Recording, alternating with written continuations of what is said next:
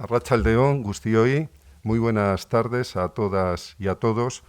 Quiero, en primer lugar, agradecer en nombre de la Fundación Fernando Buesa y del Centro Memorial de Víctimas del Terrorismo vuestra presencia en este acto de presentación del libro 1980, el terrorismo contra la transición, sobre todo teniendo en cuenta las restricciones propias de estos tiempos de pandemia. Me acompañan en el acto los coordinadores de este trabajo colectivo, Gaizka Fernández Soldevilla y María Jiménez Ramos. La semana pasada, Joseba Arregui, en las 18ª jornadas de la Fundación Fernando Buesa, cuestionaba la proliferación de libros, documentales y series referidas a ETA. El libro que presentamos, sin embargo, no es consecuencia de una moda, sino que es una obra oportuna y necesaria, continuación de otros proyectos de investigación rigurosos. No es un libro de lectura lineal, sino que se plantea con perspectivas o miradas distintas sobre este año 1980, el más característico de los llamados años de plomo, perspectivas que de manera poliédrica abordan cuestiones distintas, pero que encajan como un puzzle, dando un resultado final sólido y homogéneo en su calidad. No se trata de una miscelánea de artículos inconexos recogidos para la ocasión, sino que muy al contrario se adivina una previsión meditada de las cuestiones que merecen ser tratadas. Resulta acertada la elección de los ámbitos que se abordan y también, sin duda, de los autores, todos ellos reputados profesionales expertos en la materia. Son 15 capítulos en los que se analizan el momento histórico, las distintas expresiones de violencia terrorista, se repasa la respuesta de la sociedad vasca frente al terrorismo, el papel jugado por la prensa, se da una visión humana de las víctimas del terrorismo y también se aportan las cifras del terror con mapas y anexos muy ilustrativos. El título del libro me parece especialmente acertado, 1980, el terrorismo contra la transición. Rafael Leonisio destaca en uno de los capítulos de este libro que la transición es sin duda el mito fundacional de la democracia española. Gaizka Fernández Soldevilla nos previene por su parte de que tras el derrumbe de lo que se ha denominado el mito de la transición pacífica, puede asaltarnos la tentación de edificar otro sobre sus ruinas, el mito de la transición sangrienta. Coincido con Leonisio en la consideración que si la transición fue modélica o loable, no lo fue por pacífica, sino porque las fuerzas políticas que la hicieron posible fueron capaces, a pesar de la violencia, de construir en muy poco tiempo una democracia homologable a los países de nuestro entorno. Juan Avilés nos recuerda en su capítulo El mito de la transición sangrienta que en este periodo coinciden en el tiempo lo que domina una tercera ola democrática en la que distintos estados adoptan formas democráticas, como sucede en Europa con España, Grecia y Portugal, y una tercera ola terrorista que se manifiesta con especial virulencia en España, Italia, Reino Unido y Alemania si nos ceñimos al ámbito europeo. España fue el único país europeo en el que la tercera ola democrática y la tercera ola terrorista se solaparon. Esto ha contribuido al mito de la transición sangrienta, pero sobre todo la violencia terrorista puso en peligro evidente que el proceso de democratización llegara a buen puerto. Estas cuestiones me suscitan algunas reflexiones. En la serie La línea invisible se aborda el momento en el que ETA decide utilizar la violencia para la consecución de sus objetivos. Esta decisión no era algo inexorable que le venía impuesto, sino que fue adoptada consciente y libremente. En los años de la transición, ETA y otras expresiones de violencia terrorista volvieron a decidir, en un contexto totalmente distinto, la utilización de la violencia para la imposición de sus objetivos. Esta decisión se adopta sin tener en cuenta la existencia de los procesos electorales generales en 1977 y 1979, unas elecciones locales en ese mismo año y que en 1980 se celebran además las primeras elecciones autonómicas. Se ignora, por otra parte, la aprobación por referéndum de una Constitución democrática en 1978 y del Estatuto de Autonomía para el País Vasco en 1979. Más aún, esta decisión se adopta después de una ley de amnistía que vació las cárceles de presos por motivación política, incluidos aquellos que habían cometido lo que se llamó delitos de sangre. distintas organizaciones terroristas, y en especial ETA, deciden, pese a todo lo señalado, enfrentarse violentamente a la democracia naciente. Ya en 1979, Norberto Bobbio, el gran pensador italiano, refiriéndose a las Brigadas Rojas, afirmaba que no me parece que se haya reflexionado lo suficiente sobre el hecho de que el terrorismo que está ensangrentando nuestro país, se refería a Italia, no va dirigido contra la autocracia, el enemigo tradicional de los terroristas históricos, sino contra la democracia. Como tal, es un hecho nuevo, trastocador en su novedad. En esto reside su infamia y su insania. Su infamia porque un régimen democrático, aún débil e inestable y, por cierto, colmado de males como el nuestro, consiente, más bien exige, manifestaciones de lucha política no cruenta. Su insania porque a lo largo plazo el único efecto de este desencadenamiento de la violencia solo puede consistir en un régimen de terror general, en el fin de la libertad de todos. Bobbio destaca, por tanto, la naturaleza liberticida de estas expresiones de violencia. Quiero llamar la atención sobre el hecho de que el terrorismo en este contexto es un ataque al Estado de Derecho, a la propia democracia y a lo que constituyen sus pilares: el pluralismo político, la libertad de expresión a través de la prensa libre, la existencia de una justicia independiente. En la España de la transición, reflexiones como las de Bobbio no eran un ejercicio retórico o académico, eran una constatación real de un desafío en toda regla a un proceso democrático frágil que pudo quedar truncado antes de materializarse. Voy a dar unas rápidas pinceladas sobre algunas cuestiones que se abordan en el libro que presentamos y que me gustaría destacar. Una de las manifestaciones más explícitas del ataque frontal del terrorismo al Estado de Derecho fue el intento de acabar con el pluralismo político, eliminando a representantes del entonces partido en el poder en España, UCD, que había obtenido unos resultados electorales notables también en Euskadi. Esto de la mascarilla.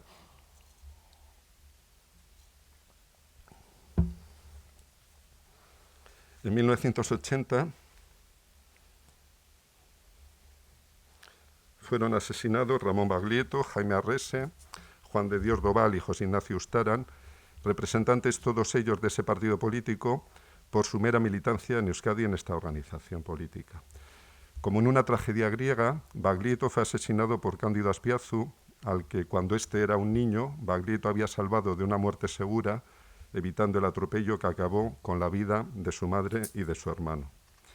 El asesinato de José Ignacio Ustaran, sacado de su casa a punta de pistola, asesinado a las afueras de Vitoria y abandonado su cadáver en el maletero de un coche frente a la sede de UCD en Vitoria, trató de emular sin duda el asesinato de Aldo Moro por las Brigadas Rojas. El ataque sistemático a este partido casi hizo desaparecer del mapa electoral vasco a las opciones de centro-derecha no nacionalista, que tardaron cerca de 20 años en recuperar su presencia electoral en Euskadi.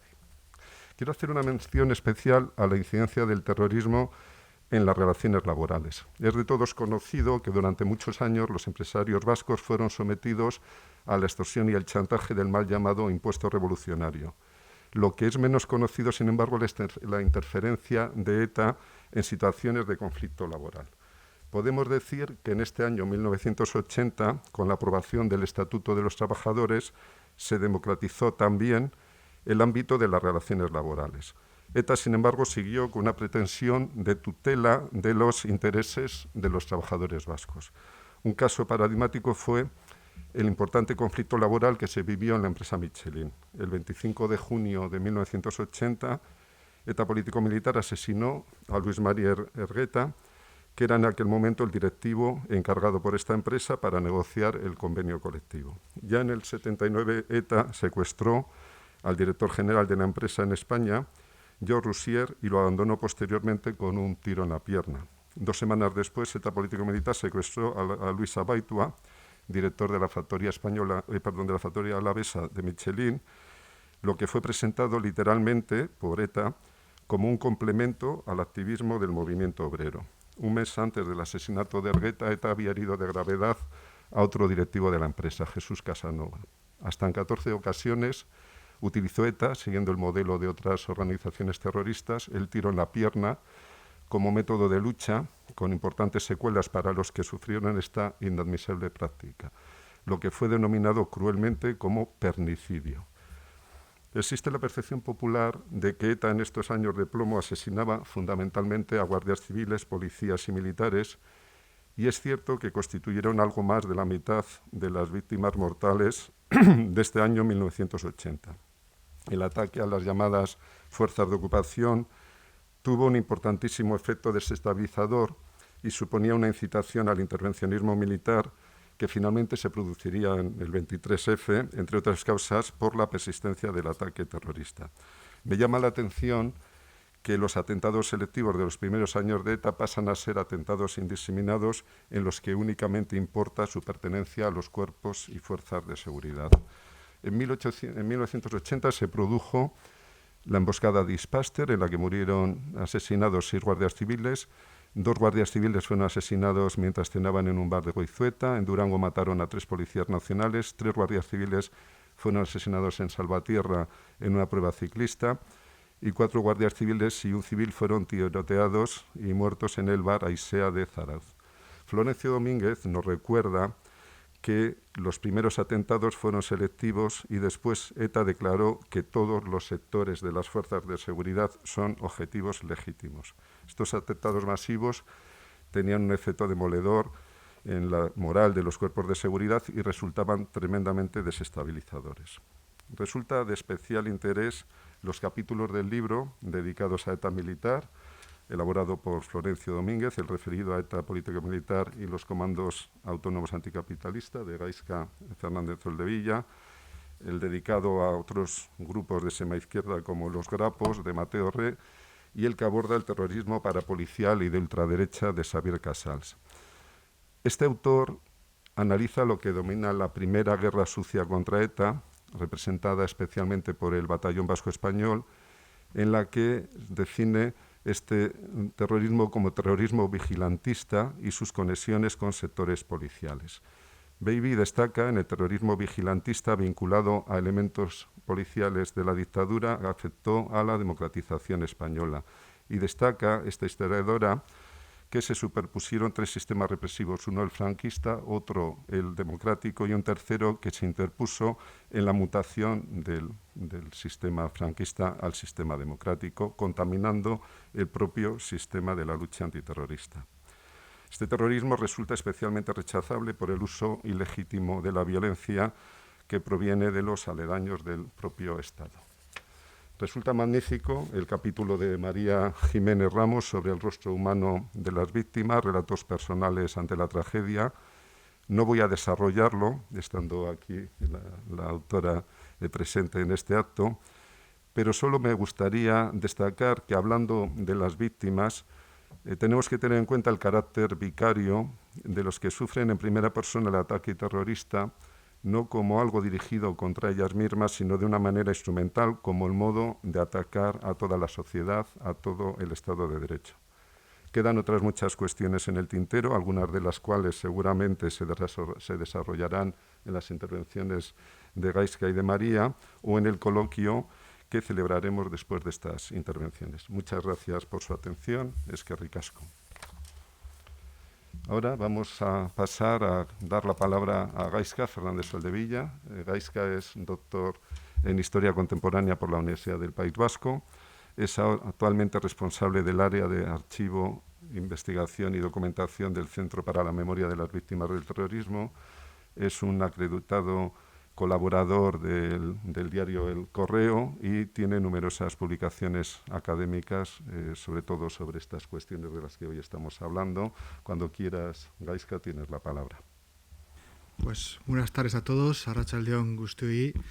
En mi nombre y en el nombre del Centro Memorial de las Víctimas del Terrorismo, muchas gracias por venir a todo el público, especialmente a las víctimas que se encuentran entre vosotros, y quería mencionar a la familia Altuna porque la cubierta del libro tiene mucho que ver con Basilio Altuna, con el capitán nacional de policía asesinado en Álava en 1980, y elegimos esta fotografía que tiene que ver con él porque es la escena del crimen, como digo, pero no aparece él, porque por respeto nos parecía que no tenía que aparecer un cuerpo.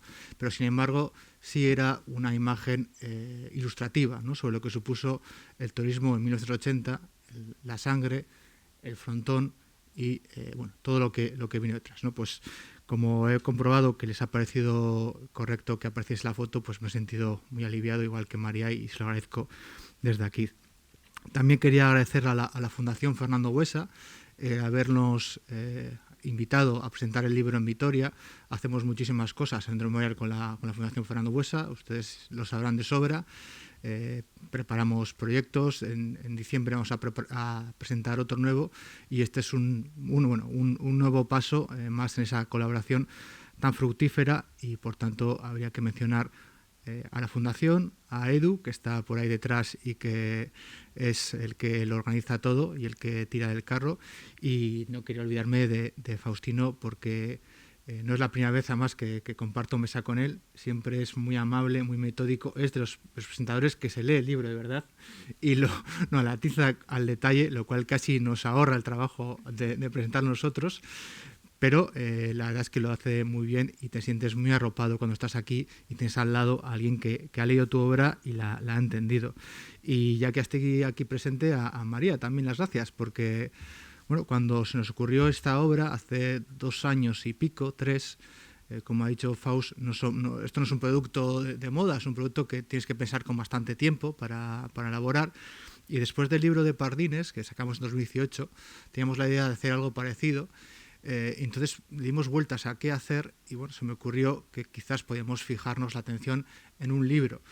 Pero al contrario que otras anteriores, yo no me había capacitado ni por asomo de llevarlo a cabo yo solo, y ni siquiera me había capacitado para coordinarlo yo solo. Necesitaba a mi lado alguien que fuera muy eficiente, muy profesional, muy inteligente y que conociese el tema de manera exhaustiva como lo hace María. Y María, la pobre, dijo que sí, muy amablemente, y si este libro ha salido adelante es gracias a ella, y gracias también a los en total 16 autores que hemos contado en este caso, 9 hombres y 7 mujeres, historiadores, politólogos, periodistas, profesores de universidad, como bien ha dicho Faust. Nuestro objetivo era poner en medio de la sala de dibujo, de la sala de práctica de ensayo de dibujo, un objeto, en este caso un año, y que cada uno, desde su perspectiva, desde su instancia, desde su especialización académica, dibujase en un papel lo que veía, ¿no?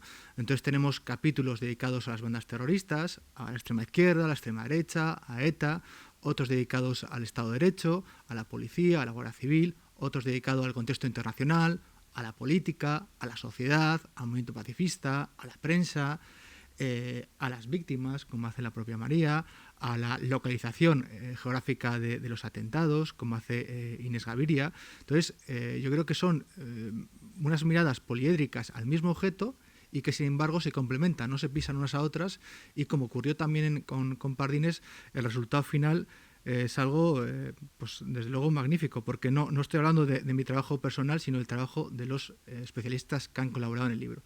Yo creo que pues la verdad es que estoy bastante orgulloso de haber juntado a gente de tal calidad.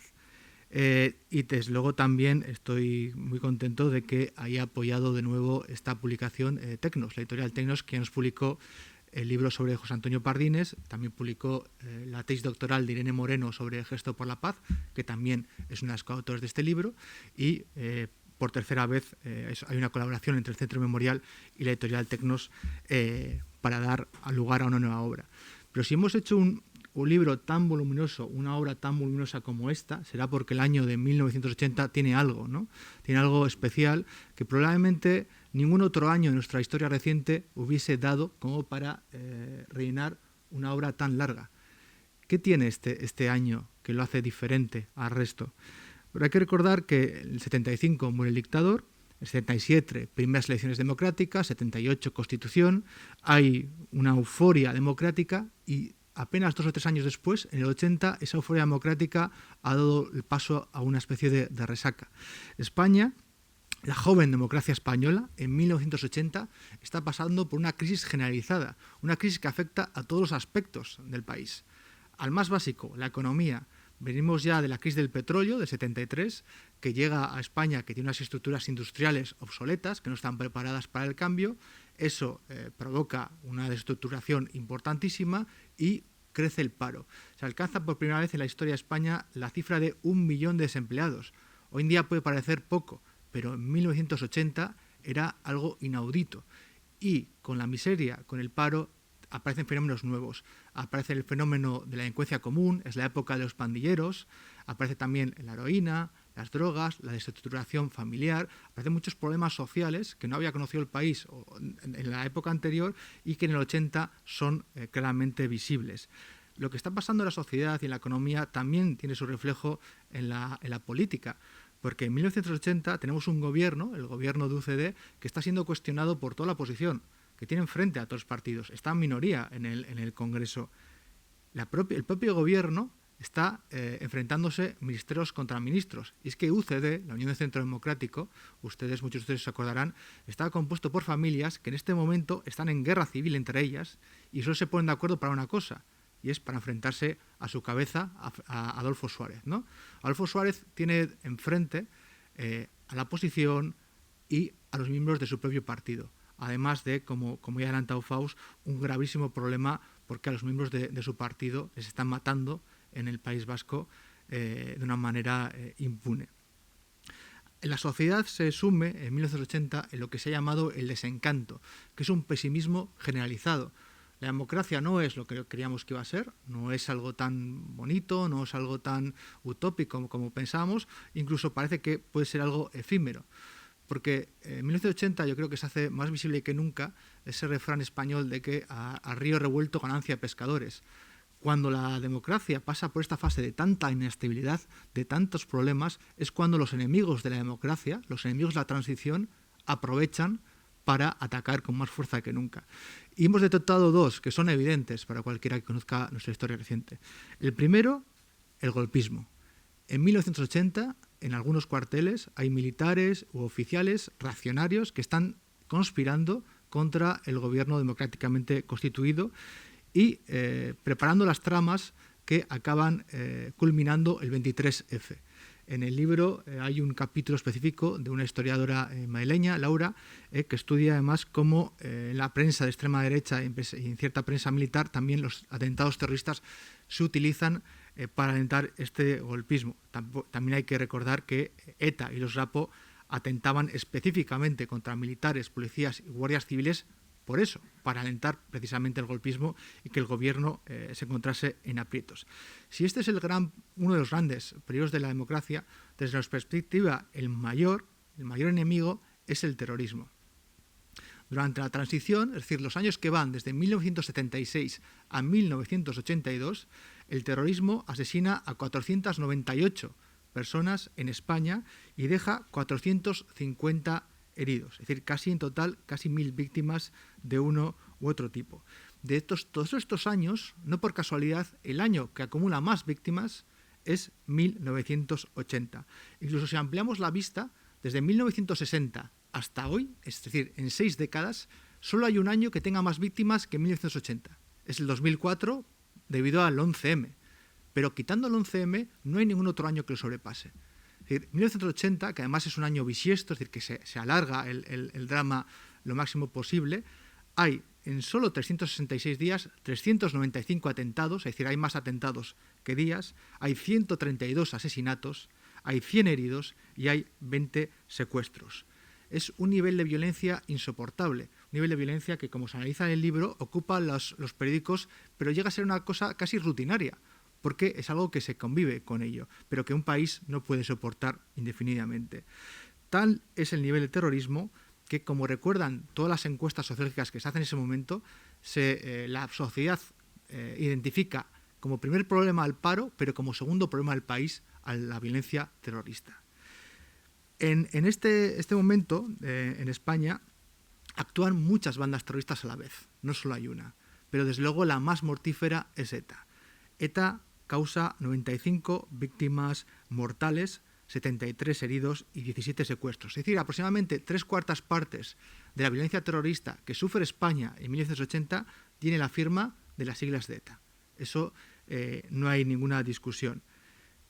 Pero ETA en este momento no es solo una, son tres.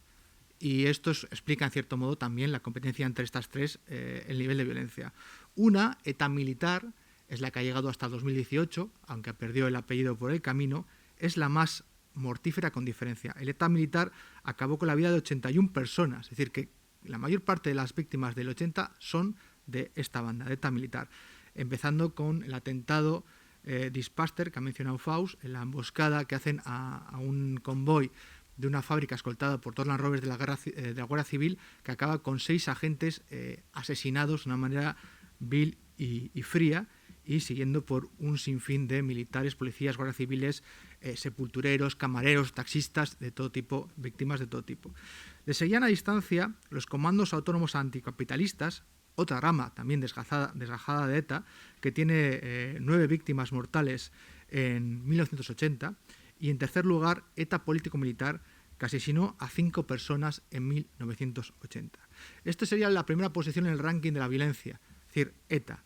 La segunda la ocupa el terrorismo de ultraderecha y parapolicial, que se esconde en siglas como la AAA, como el Batallón Bosco Español, y que comete 28 asesinatos en 1980. Es decir, prácticamente una quinta parte de las víctimas corresponden a este grupo. Víctimas como, algunas recordarán, a Yolanda González, una chica de Deusto asesinada en Madrid por un comando de Fuerza Nueva, Gisa, un militante de Euskadi Ezkerra asesinado en Guipúzcoa, y muchos otros más. La tercera posición en el ranking lo ocupa el terrorismo de extrema izquierda, principalmente los Rapo, aunque hay otra banda como Fraba, que asesina a otra persona. En total, el terrorismo de extrema izquierda mata a 6 personas en 1980. Es curioso porque el terrorismo de extrema izquierda, su año más mortífero es el anterior, es el 79, en el que asesina a una treintena de personas. Gracias a la policía y a la Guardia Civil, en el 80 los Rapos están muy debilitados y solo entre comillas, matan en total a 6 personas. Pero si no, por no fueras poco, con el terrorismo nacionalista, el terrorismo ultraderechista, el terrorismo de extrema izquierda, es decir, con el terrorismo doméstico, tenemos terroristas internacionales actuando en España. Una de las cosas que hemos descubierto con este libro, es decir, he descubierto yo porque no tenía ni idea, lo confieso, es que hay grupos de Oriente Próximo poniendo bombas en España en este momento. Hay bombas del ejército secreto armenio de liberación de Armenia, el ESALA, que pone bombas en Madrid, hiere al subdirector del periódico Pueblo, por ejemplo. Y hay un atentado de Fatah, Consejo Revolucionario, de un grupo palestino desgajado de la OLP, que manda a un terrorista a Madrid a matar a Max Mazin, que es el presidente de la comunidad judía, el constructor de la primera sinagoga en España desde 1492, por eso lo van a matar, y se equivoca el terrorista y mata a su vecino. Es decir, que hay terroristas palestinos matando en Madrid mientras está matando ETA, mientras está matando Grapo, mientras está matando el Batallón Vasco Español. Todas estas tensiones acumuladas, toda esta violencia que vemos en 1980, estalla a principios de 1981. El país es incapaz de soportarlo. Y estalla por arriba. El 29 de enero de 1981, el presidente Adolfo Suárez anuncia su dimisión. Y dice literalmente: yo no quiero que el sistema democrático de convivencia sea, una vez más, un paréntesis en la historia de España. El presidente del gobierno está admitiendo que tiene el temor de que la democracia está a punto de naufragar. Y si él tenía esa sensación, imagínense el resto. El mismo día que Adolfo Suárez dimite, ETA militar secuestra a José María Ryan, el ingeniero jefe del proyecto de la central nuclear de Lemóniz. ETA militar, precediendo a lo que va a hacer con Miguel Ángel Blanco, da un tiempo imposible al gobierno para cumplir una serie de condiciones, o si no lo matará a Ryan. Evidentemente es imposible y lo asesina. El 13 de febrero, el preso de ETA militar, Joseba Arregui, fallece a consecuencia de las torturas que había recibido en la Dirección General de Seguridad. Esto provoca, unido al asesinato de Ryan, una continua movilización en el País Vasco y unas tensiones internas extremadamente duras, y enfrentamientos también entre los ciudadanos. Una semana después de la muerte de Arregui, ETA político-militar secuestró a los cónsules de Austria, Uruguay y El Salvador, creyendo así poder presionar al gobierno. Pero justo 3 días después, el 23F, el teniente coronel Tejero y sus hombres irrumpen en el Congreso, mientras que el capitán general Jaime Milás del Bosch sacaba los tanques a la calle en Valencia. Es decir, toda esta tensión, toda esta violencia que ha habido en el 80 y a principios del 81 estalla el 23F. y durante un día, durante unas horas al menos, la democracia pende un hilo. Estábamos al borde del abismo y parece que Suárez tenía razón y que la democracia va a ser simplemente otro paréntesis más en la historia de España, porque parece que se va a deshacer. Y podía haberse deshecho,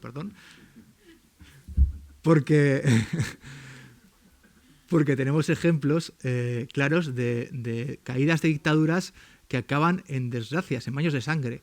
Y basta mirar un poquito al resto de Europa. En Rumanía, la transición rumana, 1.100 muertos en un par de días salvajes en Bucarest. En Yugoslavia, la caída de dictadura soviética acabó con una guerra civil de 140.000 muertos.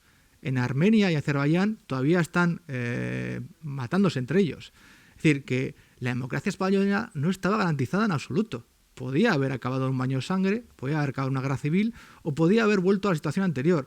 Basta recordar que en la República Popular China, en el 89, es decir, cuando cae el bloque soviético, empieza a haber un movimiento civil a favor de la democracia. ¿Y qué hace el gobierno chino en la plaza de Tiananmen? Pues coge a los estudiantes que hay ahí y los mata. 10.000 muertos, se acabó la democratización y seguimos en dictadura. Es decir, España podía haber acabado así y el 23F eso era posible. Y si no ocurre es porque el rey Juan Carlos I sale de televisión y hace valer su autoridad, detiene a los militares y el golpe fracasa. Y precisamente es muy llamativo que el fracaso del 23F se convierta en un punto de inflexión.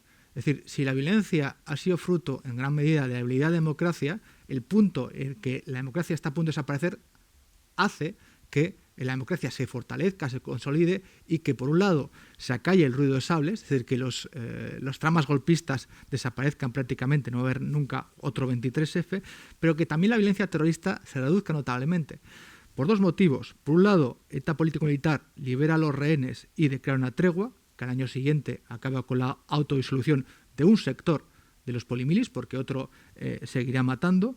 Mientras tanto, a los comandos autónomos anticapitalistas y a ETA militar, que se les ofrece la misma oferta que a ETA político-militar, que es una amnistía encubierta, es decir, que legalmente no se podía hacer una amnistía, pero se hizo de cierto modo, estos lo rechazan, pero a pesar de ello, la policía y la Guardia Civil, gracias al fortalecimiento de la democracia, gracias a recibir nuevos medios, gracias a la aparición de unidades especializadas como los GEO o el GAR, consiguen ir poco a poco recuperando terreno y adelantándose a los terroristas, porque la transición no había sido así, los terroristas iban por delante.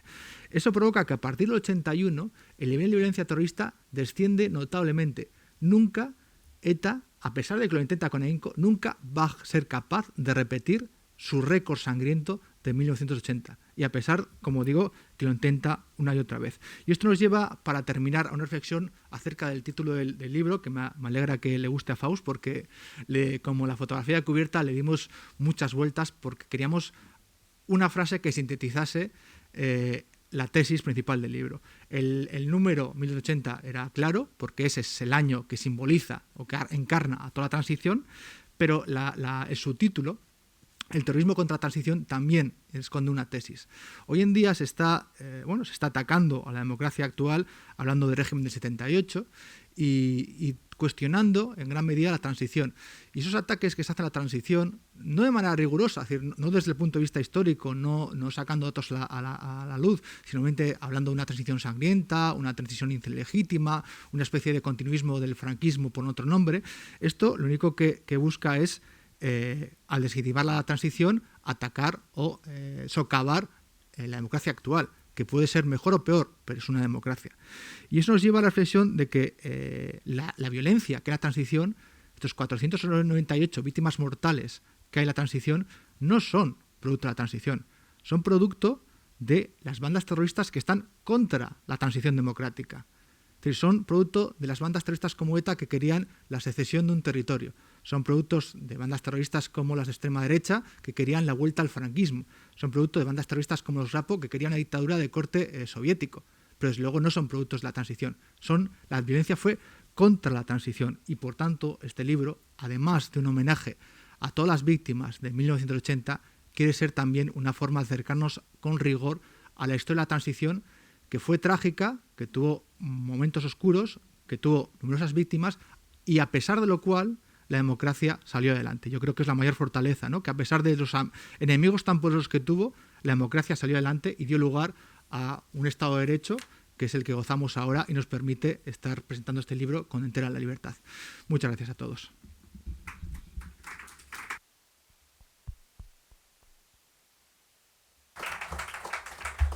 Muchas gracias, Gaizka, por tu intervención. Vamos a pasar ahora a la intervención de María Jiménez Ramos. María es periodista, es doctora en comunicación por la Universidad de Navarra, en donde es docente en el grado de periodismo.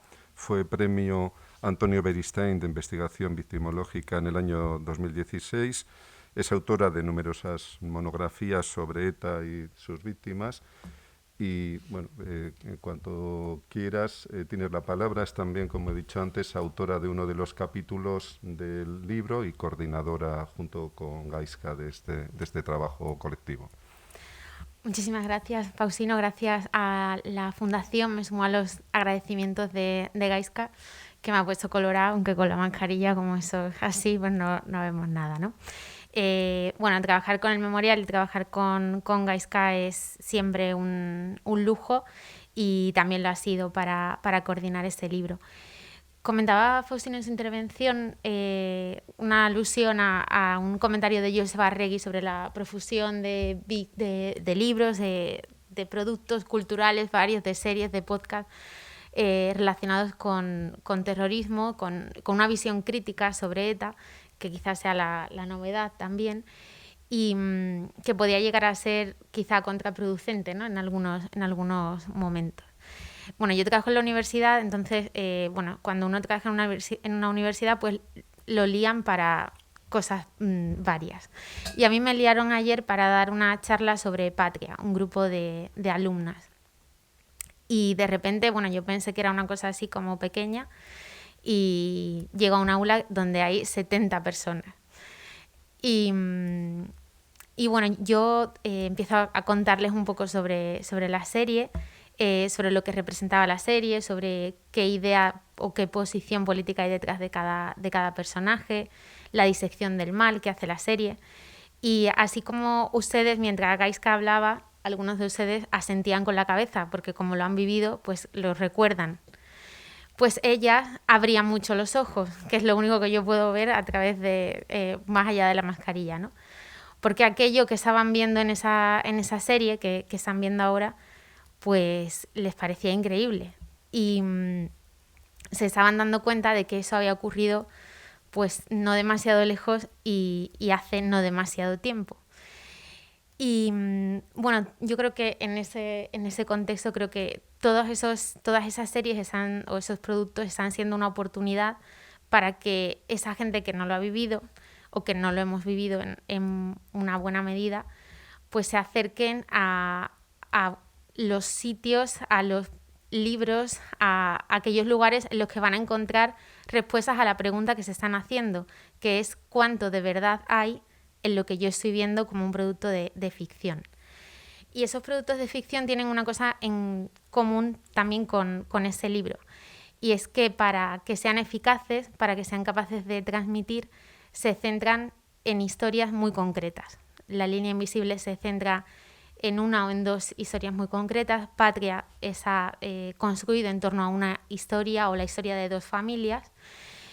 Y en 1980, además de esa visión macro que ha dado Gaizka de qué ocurrió ese año, pues todo el libro está salpicado, empapado de microhistorias en las que esa realidad pues se empapa y se concreta, y uno tiene la medida quizá más concreta o más exacta de lo que supuso el terrorismo ese año. Y yo lo que les quería contar era alguna de esas microhistorias o alguna de esa letra pequeña que hay en ese libro, y en concreto algunos episodios inesperados. Y en realidad, aunque sean inesperados, no nos deberían extrañar. Hay una cita de Hannah Arendt en la condición humana que dice que el hecho de que el hombre sea capaz de acción significa que cabe esperar de él lo inesperado, que es capaz de realizar lo que es infinitamente improbable. Y hubo algunas personas que ese año hicieron cosas infinitamente improbables. hubo un hombre que predijo lo que iba a ocurrir en 1980. Se llamaba Andrés Casinello, era teniente coronel de infantería, era jefe del servicio de información de la Guardia Civil y era un experto en la lucha contra guerrilla, contra subversión. Se había formado en Estados Unidos en una base militar donde entrenaban las fuerzas especiales en Carolina del Norte. Y Casinello en el año 79 escribió un informe en el que alertaba de lo que estaba ocurriendo y sobre todo de lo que estaba por venir. Y decía, nos encontramos actualmente en el momento más difícil y a la vez en el más peligroso. Es el más difícil en lo político porque se han alcanzado y hasta rebasado las metas de lo negociable y porque ello coincide con una gran escalada en la interpretación dinámica del Estatuto y en las exigencias populares de amnistía. Decía él también que era el momento más peligroso porque los grupos terroristas tenían que demostrar frente al Estado que el Estatuto no es la paz y frente a los partidos de los métodos pacíficos para alcanzar la independencia tienen que probar que se logrará más con bombas y metralletas que con discursos y movilizaciones.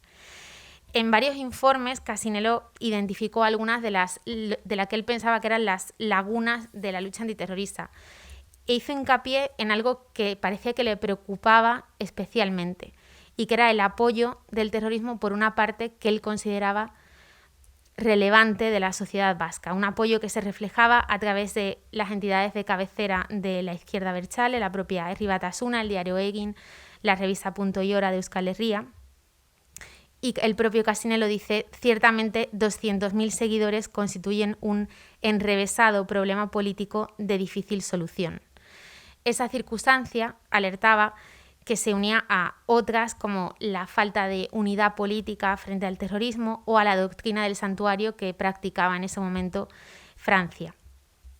Y Casinello, como se cuenta en un capítulo que escribe Roberto Muñoz Bolaños, dice que tenía una sensación de fracaso, ya que antes incluso de que comenzara el fatídico año de 1980, pues todo eso se acrecentó poco después con un asesinato que conmocionó a la sociedad en ese momento, que fue el asesinato, el atentado de Ispaster. Ese atentado, una emboscada contra un operativo de la Guardia Civil que iba a vigilar la fábrica de armas de Marquina, fueron asesinados 6 guardias civiles. El mayor tenía 41 años y el más joven tenía 24. En sus memorias, Casinello cuenta que él visitó el cuartel de la Guardia Civil en Lekeitio, donde vivían algunos de los guardias, y describió con horror casi cómo eran las habitaciones en las que vivían los guardias en ese cuartel. Decía que había una bombilla colgada en el techo, una cama cubierta con una manta de intendencia y ropa repartida en pequeños montones pegada a la pared. Decía o se sorprendía porque no había ni un armario, ni una silla, ni un rastro humano sobre el cual construir el ocio, ni tan siquiera una fotografía familiar. Allí había vivido un hombre abandonado a su suerte. Uno de los guardias asesinados en Ispaster era Alfredo Díez Marcos. Tenía entonces 25 años y estaba casado.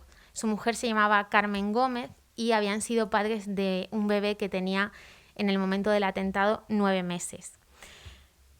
Un par de años después del atentado de Ispaster, su mujer concedió una entrevista en la que recordaba cómo había sido el funeral de su marido.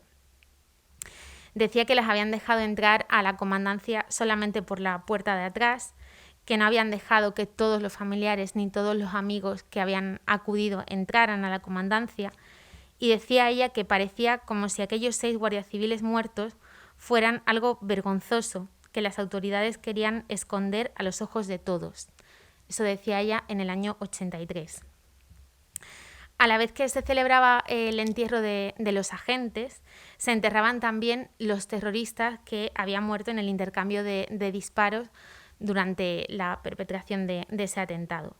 Y uno de los terroristas se llamaba Gregorio Olavarría y se enterró en Durango, igual que el guardia civil Alfredo Díez Marcos, del que les hablaba.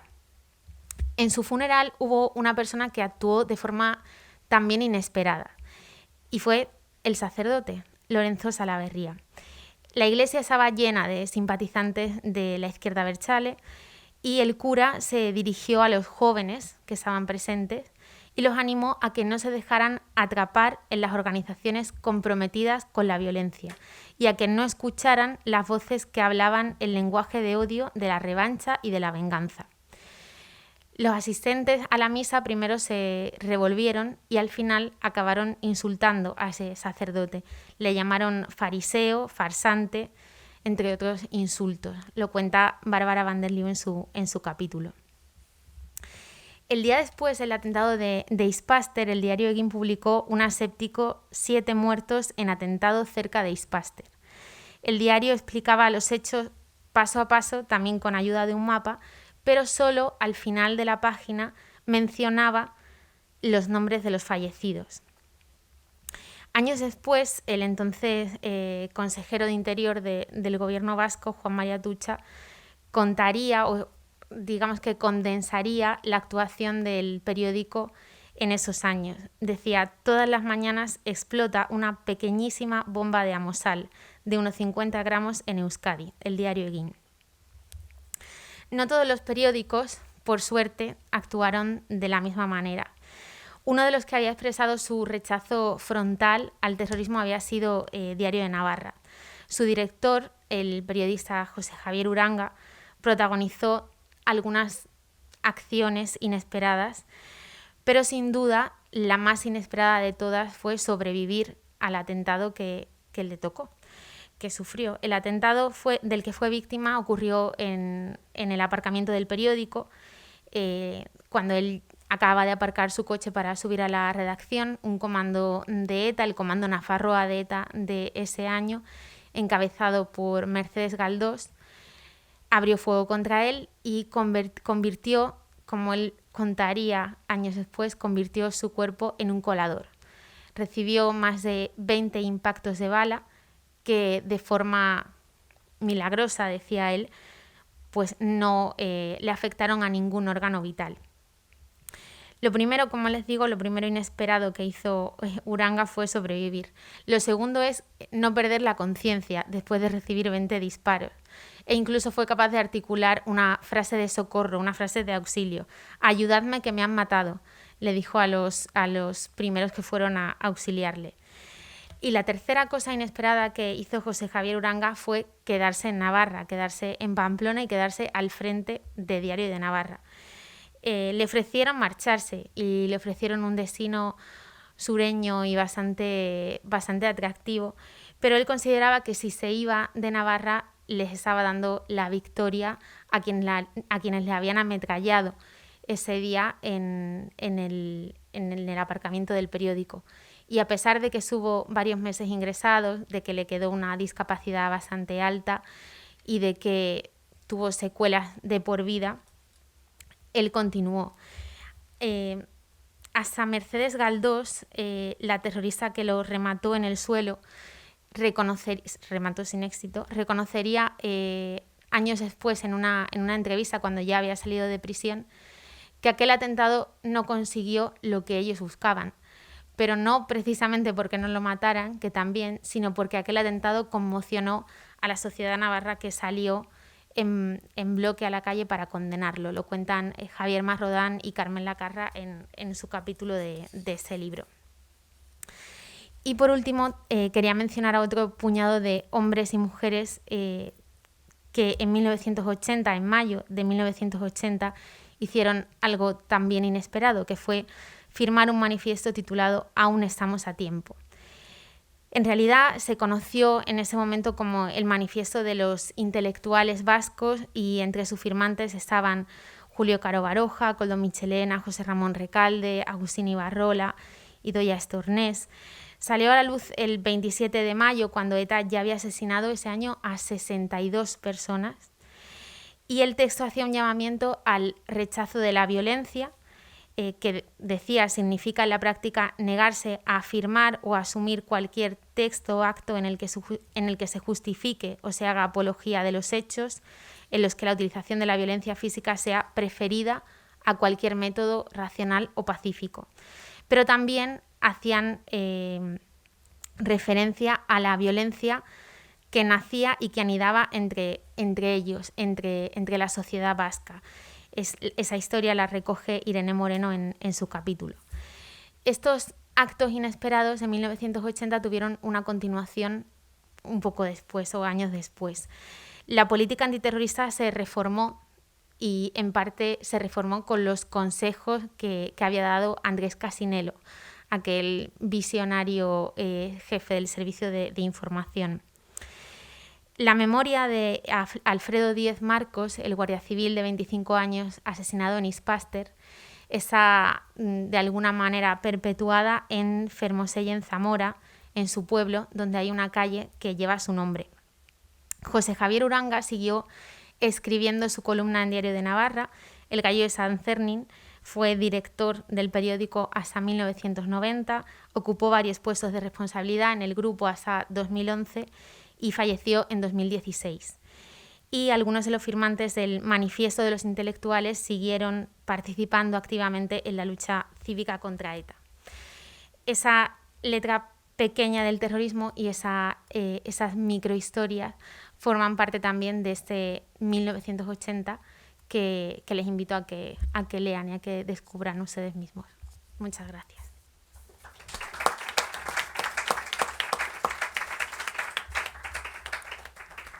Muchas gracias, María, por tu intervención tan complementaria de la macrovisión de Gaizka y tu microvisión de la realidad que afecta a las personas concretas.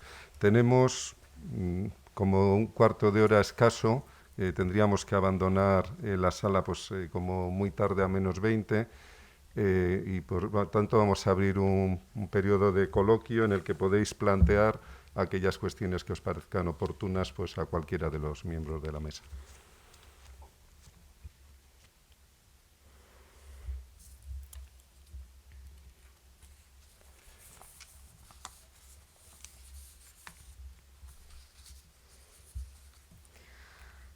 Bueno, yo por romper el hielo, si quieren, les cuento una anécdota de ayer, de la charla que les decía que me habían engañado totalmente en la universidad para darla. Claro, en la universidad pues hay personas de muchas procedencias y había un grupo de alumnas que eran, bueno, digo alumnas porque eran todas chicas, casualmente, no sé por qué motivo, pero eran todas chicas. Y entonces, dentro de ese grupo había pues unas cuantas alumnas que procedían de Latinoamérica, con lo cual su conocimiento de todo esto era mucho menor, ¿no? Y cuando vinieron al final de la charla me dijeron, ay María, pues muchas gracias porque yo pensaba que esto era una película y no sabía que era tan verdad, o solo verdad un poquito, pero no sabía que era toda la verdad. Y yo, no, claro. Bueno, eso no es, o sea, eso es ficción, pero tiene mucho de verdad. Y hay veces incluso que la ficción es bastante eficaz para contar la realidad. Y estaban totalmente alucinadas. No tiene nada que preguntar porque os lo saben todo, seguro que mucho mejor que nosotros algunas cosas, y también es difícil a veces recordar y sacar esto a la luz, aunque sea difícil.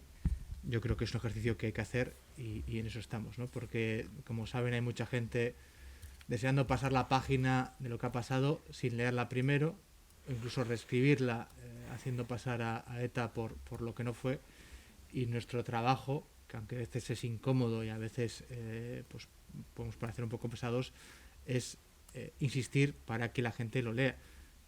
La gente, no solo los que tenemos algo más de edad y hemos vivido con ETA, sobre todo pensando en los jóvenes, que como dice María, no han tenido experiencia de esa realidad, por suerte para ellos, pero a la vez corremos el peligro de que como no lo han vivido, cualquiera les puede contar una historia, engañarles, y como sabemos que los discursos de odio no han desaparecido, es decir, que la banda terrorista ha desaparecido, pero los discursos de odio no, nunca podemos saber si el día de mañana hay una ETA bis, ¿no? Para evitarlo, para evitar que haya una ETA bis, seguimos el consejo de Primo Levi, ya saben, el superviviente de Auschwitz, el escritor, que advertía que lo sucedido puede volver a suceder. Es decir, y él venía del Holocausto. Y efectivamente, después del Holocausto, que parecía que no iba a haber nunca algo parecido, hemos tenido Yugoslavia, hemos tenido Ruanda y hemos tenido matanzas sin par. Por tanto, aunque nos parezca que es imposible que vuelva a haber terrorismo, es posible que lo haga.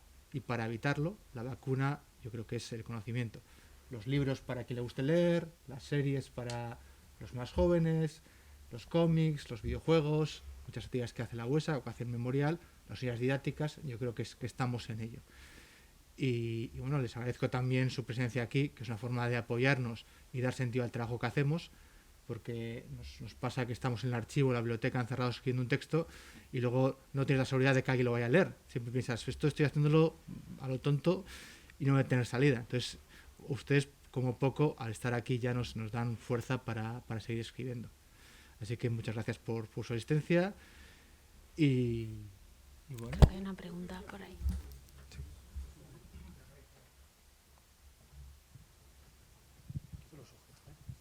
Te lo sujeto yo, ¿no? Ah, bueno, vale. Igual está fuera de lugar, pero yo creo que había un consenso en lo que era lo que se llamaba la transición. Mañana es 20N, ¿no? Desde la muerte de Franco hasta la aprobación de la Constitución española, diciembre del 78. De hecho, hay historiadores como Alberto Sabio, que hicieron un libro del final de la dictadura, que consideraban esa la etapa, ¿no? Veo que aquí abarcáis 76-82. No sé por qué esa fecha. Hay Santos Juliat, que lo mencionáis también habla de la transición. Aquí este es un periodo como para dilucidar su comienzo y su final, pues que tiene parece ser, sus problemas. No sé si es evidente, a mí me ha encantado lo que habéis dicho, que el terrorismo se quiere cargar el proceso de transición a la democracia que se plasma, se materializa en la Constitución del 78 y en el 79 en el Estatuto. Eso es cierto y ese año es fundamental para ver la actuación canalla del terrorismo y de su desestabilización, ¿no? Terrible. Está muy bien recordar especialmente lo que le pasó a UCD cuando era el partido mayoritario que gobernaba, pero no sé si se traduce de esto que ese consenso sobre el periodo desde el punto de vista historiográfico pues no existe. Es decir, ¿cuál es el periodo de transición o cómo se consideran en historia contemporánea en estos momentos de España? ¿A qué se le llama, en definitiva, el periodo de la transición? Pues, aunque hay algún historiador en la sala que podría explicarlo mucho mejor que yo, porque tiene más experiencia, yo le adelanto que no hay ningún consenso sobre la transición en historia ni sobre muchos otros temas. Entonces, sobre la apreciación de la transición, hay autores que opinan que desde la muerte de Franco hasta las primeras elecciones o hasta la Constitución sería el periodo adecuado, es decir, sería una etapa reducida, y hay otros que pensamos que hay que pensar desde la muerte de Franco hasta el cambio de gobierno, es decir, hasta que entra a gobernar el PSOE, porque al gobernar un partido que viene de la posición antifranquista ya hay un cambio de ciclo total, ¿no? Podríamos haber elegido cualquiera de las dos opciones, nos hemos decantado por la más amplia, por coger desde la muerte de Franco hasta el 82, porque precisamente es la que escogen todos los autores que han tratado la violencia de transición. Sofía Babí, Xavier Casals, Sánchez Cuenca, todos eligen la más amplia, más coincide con los años de plomo en Italia, Gran Bretaña, y nos permite analizarlo mejor. Pero evidentemente es una convención, es decir, de la misma manera se puede coger una versión reducida y sería exactamente igual de válida todo lo que decimos, ¿no? Pero no existe ningún consenso en historia y nos podemos seguir peleando los historiadores durante años y no lo llegaremos.